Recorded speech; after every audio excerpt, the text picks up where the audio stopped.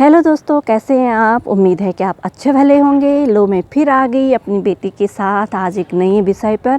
ना दोस्तों, विषय नहीं कह सकते। आज जिनके बारे में मैं कह रही हूँ वो हर विषय से परे हैं, अजन्मे हैं, विराट हैं, असीम हैं। जी हाँ दोस्तों, मैं बात कर रही हूँ अपने आराध्य देव भगवान शिव जी की।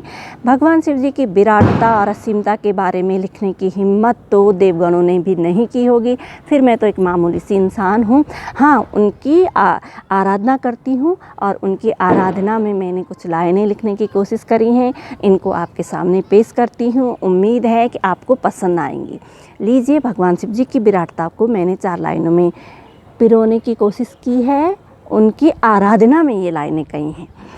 तू ही जीवन, तू ही सृष्टि, तू प्रेम का आधार, तू पालन करता, तू ही विघ्नहर्ता, रखे है सारे जग पे तू ही दृष्टि।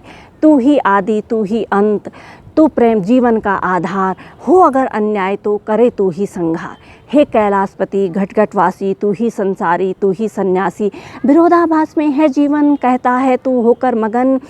तू सौंदर्य का पुजारी, तू ही शमशानों का वासी, हे आदि योगी।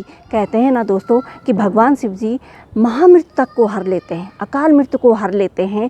और जो असाध्य रोग हैं, अगर आप सच्चे मन से भगवान शिव जी की आराधना करते हैं तो आप असाध्य रोगों से भी छुटकारा पा लेते हैं। इसी विषय पे लिखा है, हे आदि योगी आकर शरण में तेरे, होवे हर काया निरोगी। हे डमरूधारी करनाद, मिटाने को सकल विश्व से संताप।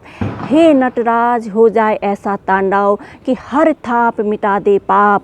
बहाओ ऐसी स्वर लहरी कि सकल विश्व बन जाए मानवता का प्रहरी।